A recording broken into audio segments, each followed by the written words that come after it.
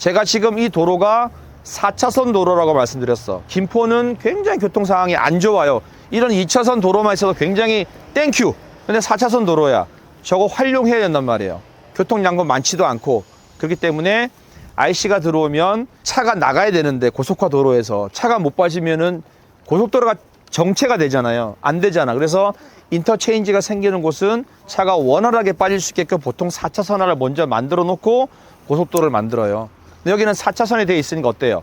추가 비용 없이 할 수 있단 말이에요. 그래서 거기를 이용할 거란 얘기지. 그래서 거기에 통진 IC가 들어와요. 그러면은 그 주변 땅값은 어떻게 되겠냐는 거예요. 당연히 올라갈 수밖에 없잖아요. 그죠? 제가 계속 이 주변을 계속 오잖아요. 물건만 나오면. 저희가 한 달 반 정도 전에 그 세 번째에서 우측으로 가서 안으로 들어갔었죠. 공장 큰 거, 왜 선풍기 막 쌓아놓고 창고로 쓰는 거. 그거 1차에도 나갈 수 있지만 한번 기다려 봅니다 했는데 1차에 나갔잖아요. 그죠? 너무 아까워요. 그거 진짜. 너무 평당 한 100만 원은 싸게 나온 거예요. 시세보다는. 그거 한 1, 2년만 기다리면 훨씬 더 같이 올라갈 수 있는 건데 아까워요. 그러니까 그걸 보면서 우리는 어떻게? 다음에는 그런 실수하지 말아야지를 배우면 돼요. 지난 건 어쩔 수 없어.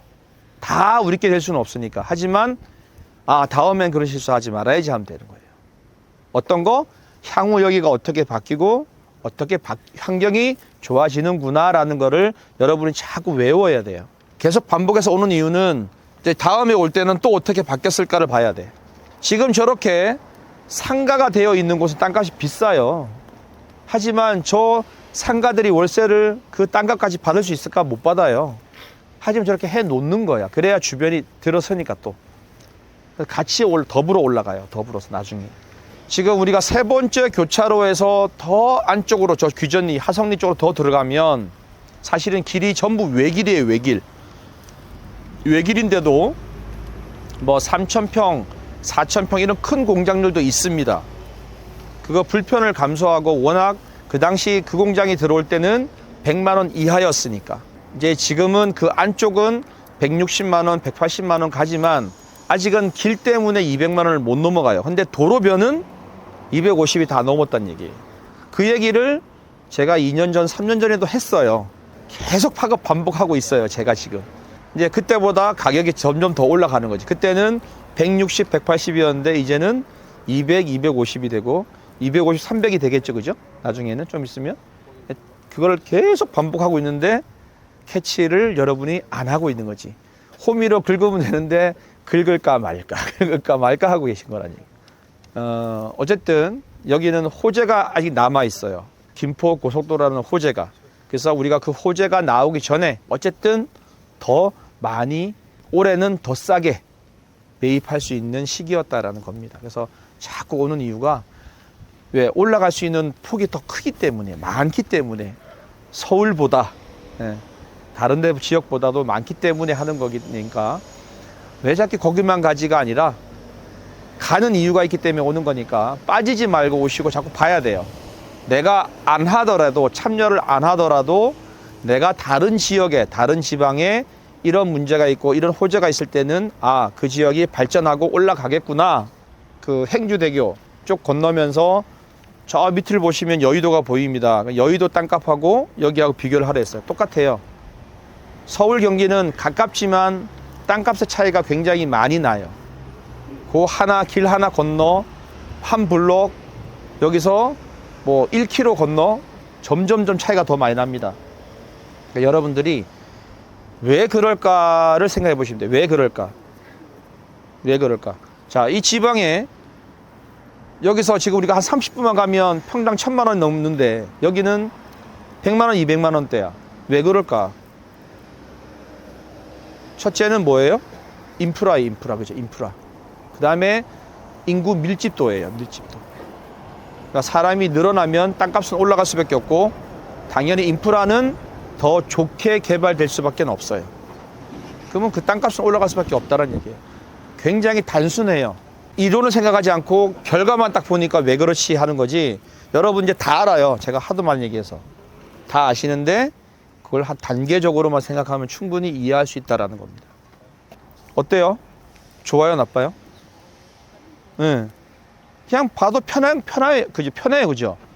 여기가 산이었으면, 저런 산이었으면 어땠을까?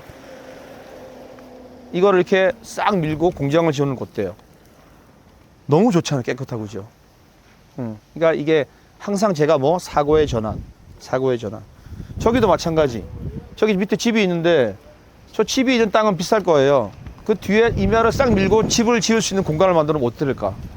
산이 임야가 아니고 택지로 바뀌면서 어떻게 돼요? 가치가 몇 배로 올라가지, 그죠? 그런 거. 그러니까 그런 거를 여러분들이 이제 자꾸 배우고, 나도 할 수 있다. 나도 할 수 있다. 나도 할 수 있다. 여러분 다 할 수 있어요. 아니, 할 수 있다니까요. 할 수 있기 때문에 여러분들도 그런 위치에 갈 수 있다라는 겁니다. 그런 위치에. 그러니까 나는 할 수 있다 생각하시면 돼요. 항상 할 수 있다. 할 수 있다.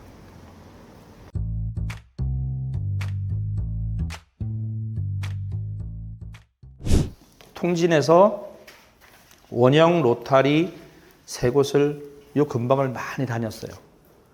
김포 고속도로의 통진 IC가 이쪽으로 나온다라고 제가 말씀드렸고, 그래서 이게 이제 착공이 들어가도 벌써 착공만 들어가도 주변 땅값이 많이 더 올라갈 거다라고 말씀드렸어. 자, 제가 먼저 하나 여기에 물건을 보여드릴 거예요. 지금 그리고 저희 물건은 여기에요. 같은 계획관리구 2차선 도로 변이에요. 근데 정확하게 2년 전에 얘는 땅값이 평당 감정가가 140이었어요. 근데 지금 얘는 260이야. 이 당시에 싸게 평가가 됐다고 판단해서, 왜 200 정도 충분히 가는데 180, 200인데 너무 낮게 잡혔다 해서 1차에 100% 넘게 낙찰을 받았던 거예요. 근데 지금 이렇게 많이 올라갔다라는 겁니다. 비교해 볼게요. 2021년 12월 달에 대금 지급을 했어요. 그때 저희가 8억 107% 제가 썼습니다. 2등하고는 한 1,100만 원, 얼마 안 났었죠. 근데 9명이 입찰을 했었고, 그때 감정가가 얼마냐? 제곱미터당 43만 원. 그러면 3.3 하면 140만 원대가 나오죠, 그죠? 140만 원대예요. 140만 원대고, 위치를 보면 원형 교차로 마지막 요 원형 교차로에서 이렇게 도로변에, 그리고 여기 보면 계획관리입니다. 계획관리죠? 계획관리예요. 자, 그런데 지금 요거는 얼마냐? 제곱미터당 얼마예요? 그러면 260만 원대죠. 그죠? 거의 배로 올랐어요. 거의 배, 감정이. 그러니까 낙찰은 얼마 될지는 모르지만 감정이 이렇게 올랐다. 똑같이 여기는 같은 계획 관리해야 되는데 뭐예요? 자연 녹지예요. 물론 자연 녹지는 도시 지역이지만 건폐율이 어때요? 20%죠. 계획 관리는 40%. 그러면 공장을 지을 수 있는 면적은 훨씬 더 아깝게 더 좋아요. 자, 두 번째 원형 교차로에서 들어갑니다. 여기 이제 김포고속도로 착공 IC가 통진 여기 난다 이러면 벌써 여기는 땅값이 더 최소한 여기서 100만 원은 더 올라갈 거 생각해요. 더. 그럼 아까 낙찰 받으면 어떻게 돼요? 거의 한 3배 되죠, 그죠?